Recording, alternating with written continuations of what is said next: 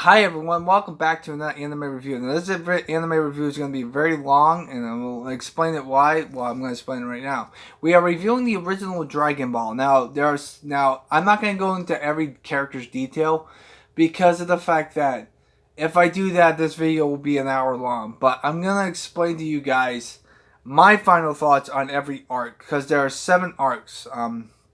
There are 5 major arcs, and there are 2 arcs in between, in the beginning and the end. I'm going to start off with the arcs from the ending into the very beginning. First off, the very beginning. Goku is living by himself. He killed his grandfather. Because I already watched Dragon Ball Z, so I already know what the backstory is. But Goku kills his grandfather, so he's living on his own.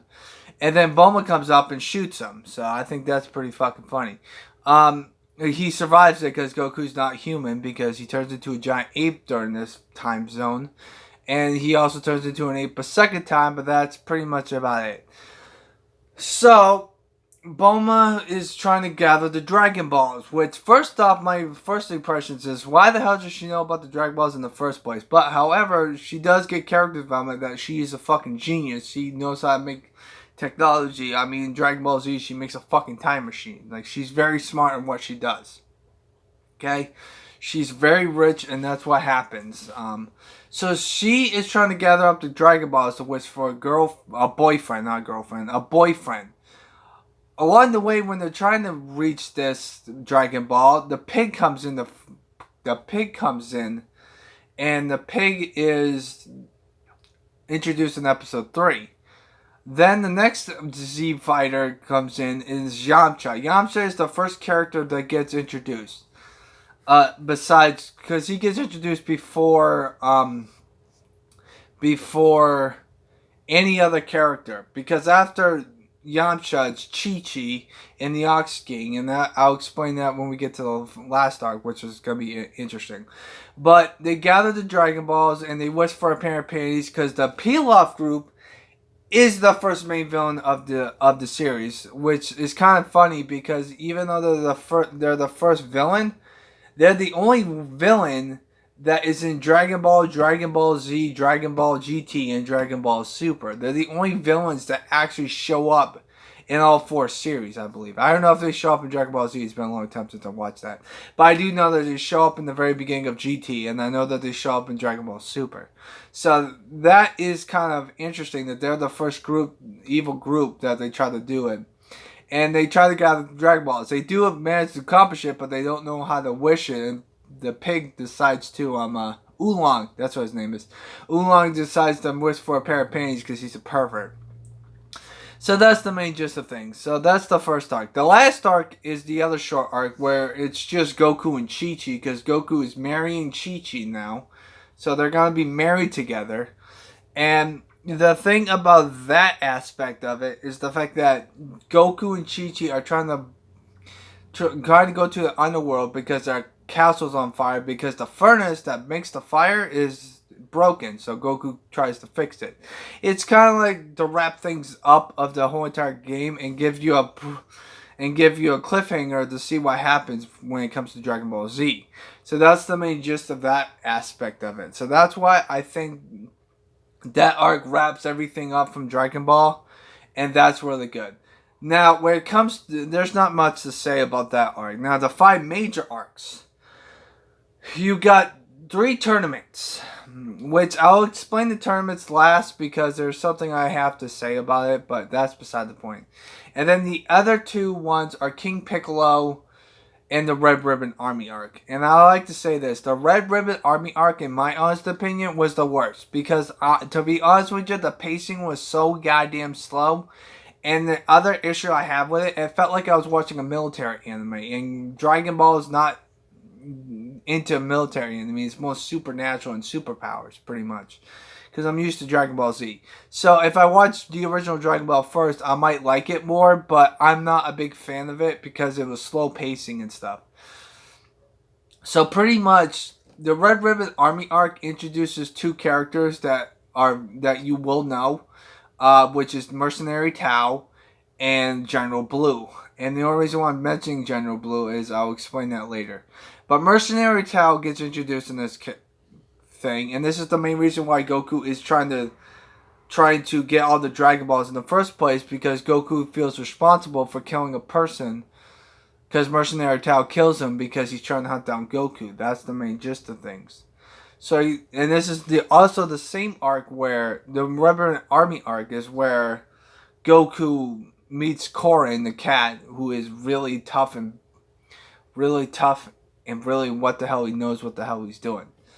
Mercenary Tao also climbs Korin's tower, and then he gets bodied by Goku because Mercenary Tao gets buried by Goku. He does eventually show up in his cybernetic body, but that's beside the point. So that's the main gist of things. Now, he's trying to get the Dragon Balls. He does wish the person back to life, which is good. And that's pretty much about the Red Ribbon arc. The only problem I have with the Red Ribbon arc is that it's slow pacing and feels like a military. And the fact that they do 10 episodes trying to find one Dragon Ball in a pirate cave. Now, when it comes to the pirate cave arc, this is where General Blue is in most of the episodes. They show General Blue is trying to get one of the Dragon Balls, and the Dragon Ball is down below. They do 10 episodes in that pirate cave. And that's what pisses me off, because they do that more so than any other Dragon Ball. Like, some of the other Dragon Balls that Goku finds is really easy, and it's not that many episodes. They try to find one Dragon Ball for 10 fucking episodes. Now, it's a little more manageable, to my opinion, because of the fact that Goku is not the only one who's doing it. He also has Bulma and Krillin with him when he tries to find this Dragon Ball, but it's just like, what the fuck, man? Where's the hell is the pacing? Because the other Dragon Balls that he finds is really interesting and really over the top. However, there's one episode that I did like, and that was because it's out of the ordinary, because Arale from Dr. Slump is in this arc. She shows up for like one or two episodes, and, well, maybe 3. And it's just Goku and General Blue going to this weird mystical world of Arale.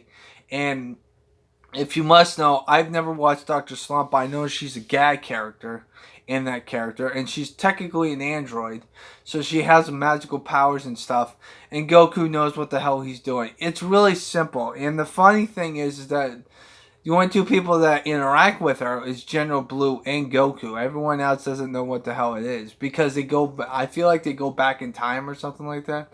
But that's the main gist of things. It's really confusing and really interesting, because General Blue tries to find out where he is, and he can't figure out where the hell he is because it's not on their radar map. That's the problem. But the characters act differently towards the whole entire crew of the Dragon Ball, just because in Dr. Slump they act differently. I don't know why. I know why, because they're part of a different anime altogether. So I like that. That was really interesting. And I already knew that Arale was I knew Arale was gonna be in the original Dragon Ball because she's in Tenkaichi 3. So same with General Blue. So I knew that was gonna happen. I was waiting for it, and that's what happened. So that's the main gist of things. Out of all the 5 arcs, I think that one's the weakest one, but just because I have one Dragon Ball to try to get the last 10 episodes, it drags on too much, and the fact that when Goku buys the first 2 generals with well, technically 3, he buys the next 3 generals, but the only character that actually gives him trouble is General Blue, because General Blue has a mysterious power that kind of gets he can freeze people if they're weak enough. But when it comes to Mercenary Tao, when Mercenary Tao comes in the Red arc, he kills General Blue, and General Blue is just a weak thing. And he kills him by his tongue, which is kind of fucking funny. So that's the main gist of things. Goku wishes it, and that's it. The other arc that's not about the World Tournament is King Piccolo. Now, King Piccolo is the only character that kills multiple main characters in the anime. He kills the fucking Eternal Dragon, which I think is fucking funny. He also kills Krillin. He also kills Chaozu and Master Roshi. Master Roshi and Chaozu get killed by Piccolo. Krillin gets killed by one of his offsprings, Tamburina, and then he gets bodied by Goku. Same goes for things. And this isn't like episode after episode 100, which is interesting. When it comes to King Piccolo, the character that gets shown up in this arc is Yajirobe, and I was questioning why is Yajirobe coming in so late. That's the one thing I like about these characters is because they spread them out. I mean, the only two characters that they don't spread out that much is Krillin and Yamcha, because they get introduced really quickly into the game, really quickly into the anime. Sorry, but when it comes to Tien and Chaozu come in episode 80. Piccolo comes in at like episode 101. So it's like they spread out the characters. King Piccolo Jr. comes in later in the anime, like in that like episode 35 or 34 or something like that, somewhere in the range of episode 125. So that's the main gist of things. But Goku meets Kami at this point, and Popo just bodies him because Popo is the OP of all characters because he knows how to fight. He just doesn't like fighting because he's peaceful. But the thing is the fact that Goku trains with Kami and Piccolo to fight Piccolo Jr., which he does beat him, but he also gives him a senzu bean because if he dies, Kami dies, and the Dragon Balls are not wished. Which I kind of find it odd that Kami says that you could just wish me with the Dragon Balls. When Piccolo dies, I will die too, so you can wish me back. But dude, you made the Dragon Balls, and Goku makes a mistake because he wasn't thinking straight. That's the main problem with that. So that's the junior arc. Now the three tournaments. This is where it gets a little interesting. The first tournament, I'm only going by the finalists. I'm not going by the fucking interest ways. But the only characters that matter in the tournament is Krillin, Yamcha, Goku, and Master Roshi. Master Roshi is Jackie Chan. He goes by that alias because he wants to fight his students head on. And the main reason being is the fact that he wants to make sure that they keep training because they don't want them to be like OP as fuck and stuff like that. But the main reason why the Jackie Chan wins the tournament, but there are 4 characters that are stapled in the Dragon Ball Z universe. Dragon Ball's universe. The other 4, because there's 8 finalists, and the other 4 just get bodied by the rest of the cast. That's my main problem with that. I don't understand why the 4 characters are just throwaways. They do show up later in other tournaments, but they're in the preliminary rounds and they just get bodied. That's the main gist of things. So the finalists are Goku and Jackie Chan, which is Master Roshi. And Master Roshi beats him because Goku turns into a monkey, but then he throws him out of the ring at some point. So that's the main thing about that. Now, when it comes to the second tournament, Ten Shinhan and Chaozu are joining the fray. So that means that you have multiple characters. Now, the characters that actually matter are Goku, Krillin, Master Roshi. Because Master Roshi is in the next tournament. Tien, Yamcha, Chaozu, and 2 throwaway characters that don't mean jack squat. That's the main gist of things. Which, by the way, that's what the main thing. Oh yeah, also Nam gets introduced here, but he gets beaten by Ten Shinhan and pretty much crippled to the death. Nam is one of the characters that actually show up in multiple things that doesn't get bodied, because he was one of the finalists in the first tournament, and he went to the semifinals, and the only reason why he did that is because he needed the money for water, for food and stuff for his village. That's the main gist of his thing. He shows up the second time to see how good he is, and then he just gets bodied by Ten Shinhan. You see a trend here. When characters come in the first arc and they want to get revenge on Goku, they usually just get bodied by the next character that's actually a rival. So yeah. Ten Shinhan breaks Yamcha's leg at this point, and Yamcha's pretty much useless for the Piccolo Jr. arc. However, he does not die though, because Goku and Yajirobe kill one of King Piccolo's freaking mates, and that's why he survives at some point. Of everyone that fought King Piccolo, the only 2 characters that fought King Piccolo as youth is Ten Shinhan and Goku, and those are the only 2 characters that actually help him out. That's the main thing about Goku. So that's the thing about it. Now, when it comes to Piccolo Jr., on the other hand, I'll get to that when we get to the third martial arts tournament. But the thing about Ten Shinhan is the fact that he had a legendary fight with Goku, the thing is the fact that Ten Shinhan won because Goku got hit by a car to make him fall down faster. Because that is just like, for example, like Piccolo doesn't destroy. Well, he does destroy the ring. Piccolo Jr. destroys the ring in the third martial arts, but Tien Shinhan did it first, and that's why he's the better character. To be honest with you, Tien Shinhan usually gets shafted, and the fact that I like Tien Shinhan and his character growth in this whole entire arc is really good.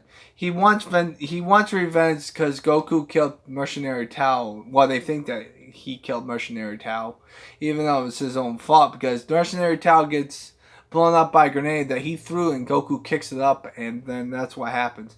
So that's why Ten Shinhan wants revenge for him. Although they don't, but he doesn't know about it until later in the tournament, which I think is really interesting. The only reason why Tension on is there is because he's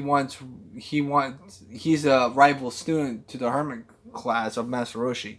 Master Roshi teaches him how to be a better person, and he does do that because he versus Master Roshi in the semifinals, and then he beats up Goku and stuff. So that's the main gist of things. So Tension has a really good character arc during this time frame, and that's why that's a really good, interesting concept. However, after King Piccolo is destroyed, everyone starts training because they make the risk to bring back everyone who got killed by King Piccolo, which is pretty much all the fighters. Because King Piccolo was how do I say it? King Piccolo was targeting martial arts people, so that way he doesn't get challenged by anyone, so he can rule the world.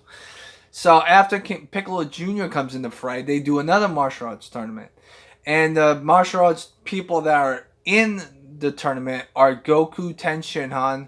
Chaozu doesn't make the finals, which is kind of interesting. So it's Goku, Ten Shinhan, Yamcha, Krillin. Then you also got Kami, because Kami comes in. Piccolo. And then you got two people that I completely forgot. I don't know what the... Oh, Chi-Chi. Chi-Chi is also in the finalists because this builds her up of marrying Goku, because Goku proposes to her because he hits her once and then knocks her out of the ring, because that's what Chi-Chi does, and Goku asks her to marry him inside the ring. So that's an interesting concept. But those are the 7 characters that actually matter. I forget who's the 8th character that makes it to the finals. But there are 8 characters that make it to the finals. I don't know who the last person is. I know he's the good character. But at this point, all the characters are established on who's going to be important in Dragon Ball Z, pretty much. My main problem with the tournaments, my favorite tournament arc is the second one where Ten Shinhan wins. Because I thought that fight was really awesome and legendary, and I also thought that the character growth of Ten Shinhan and Chaozu and all the rest of the characters were good. Same goes for Master Roshi. The main thing about, how do I put this? The main thing I have a problem with is the fact that the first martial arts tournament, most of the characters that were in there, except for the four main characters, Goku, not Vegeta. Vegeta's in Dragon Ball Z. Goku, Krillin, Yamcha, and Master Roshi. The other 4 characters don't really do anything besides Nam. Nam's the only character that actually does something. He fights a girl who tries to strip because that's what happens. So if I have to rank all the arcs, I will have to say the tournament, the second martial arts tournament is 1. Then the third one was good, so that one's second. And I have to put King Piccolo third. Now, even though King Piccolo is third on my list on the original Dragon Ball thing, my main problem is the fact that it started out slow, but then it got really good at the end. So that's why I like about King Piccolo King Piccolo's arc was really good. That's the main thing about it. But I think it went too slow. The first martial arts tournament, just because of the fact that it's fourth, is because of the fact that it had pacing issues and stuff. And then I have to go to Red Ribbon arc because the last two arcs, the first arc and the last arc, are pretty short, and the Red Ribbon arc is like very long. It's like over like 30 to 40 episodes or something like that. But that's what my opinion is. Now, when it comes to rating this anime, I'm going to give this anime an 8 out of 10. Just because it's really good. I had no issues with it except for the Red Ribbon arc. That's the only issue I hate. And the fact that it took them 10 episodes just to get one fucking Dragon Ball, which drove me nuts. But the main thing about the original Dragon Ball is the fact that I have an issue with its character. No, not the character development. I have its problem when one character gets killed off, one of the main villains gets killed off or gets completely shafted, because the peel-off group is trying to get the Dragon Balls during the Red Ribbon arc in the beginning, and then they just get bodied, and then they just become a joke villain group, and that's the main problem with the peel-off gang. I mean, like, there's some issues I have with the original Dragon Ball. The main issue I have with the original Dragon Ball, and that's the main reason why I'm giving this an 8 out of 10, is because of the fact that it's enjoyable, but the problem is the fact that there are 2 time skips. Because the martial arts tournament happens every 3 years. Well, the first one was they said it was supposed to be every 5 years, but they switched it to every 3 years because there's more participants. But that doesn't make any sense because the first two martial arts tournaments has more people than the third one. Third one only had over less than 75 participants. The second one had over 100, and like that's the main problem with it. My main problem with if you're not a main character in the original Dragon Ball, you just get bodied. Unless you're Nam. That's the only character that actually fucking matters when it comes to the tournaments. Because every other character doesn't really mean anything. I mean, they show up every now and again, but they just get killed or bodied. And that's the main problem with it. So, yeah. That's my main problem with it. So, I'm giving this anime an 8 out of 10. I think that it's really good. The action's there, although I did not like the Red Ribbon arc. I'm probably the only person that does not like the Red Ribbon arc, because everyone says it's a great arc. I don't think so. I felt like I was watching a military anime, and I'm not a very good fan of military anime, unless it's a heavy object, because that military anime does it right, in my honest opinion. That's why I was in the top 100. It's actually a rank higher than Dragon Ball Z. So, I will give my final thoughts on Dragon Ball Z, the original, all 291 episodes. And then we're going to move to GT and then Dragon Ball Super next. So, I'm giving the original Dragon Ball 8 out of 10. Even though there are some flaws with the pacing and also the Red Ribbon arc I did not like. My main thing about the original Dragon Ball, I enjoyed watching it, and I understand why people love the Dragon Ball series, because it's really good. I mean, I've watched the original Dragon Ball Z, so this is just going to be a fresher course. I'll give my final thoughts on that, because that has more filler episodes. There's like a 5 or 6 filler episodes in the original Dragon Ball until the time skip, and then they just go to the time skip. They don't make you watch all the filler of them training up for the next tournament. That's the main thing I like about it. I like the original Dragon Ball. And I like fucking Naruto, who has fucking until their time skip, they have episode 136 to episode 219 are all filler episodes. Like, what the fuck?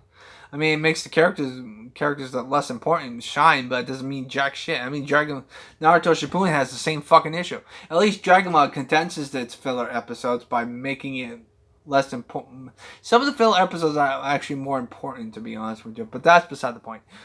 So I hope you guys have a nice positive day. Take care. And Dragon Ball gets an 8 out of 10 on me. What are you guys' thoughts on the original Dragon Ball? Have you watched it? Have you watched all 153 episodes? I sure have, and it's really fucking ridiculous.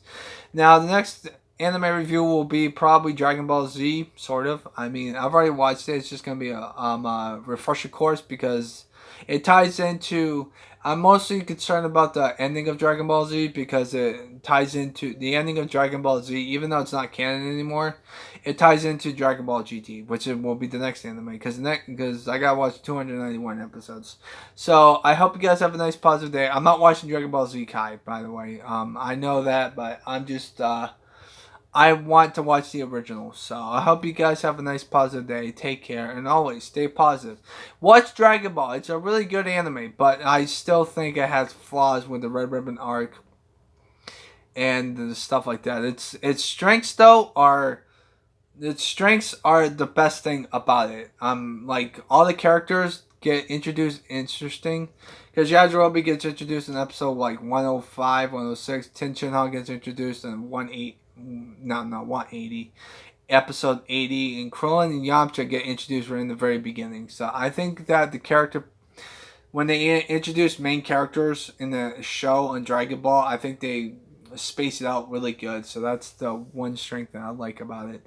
So I hope you guys have a nice positive day. Take care and always stay positive.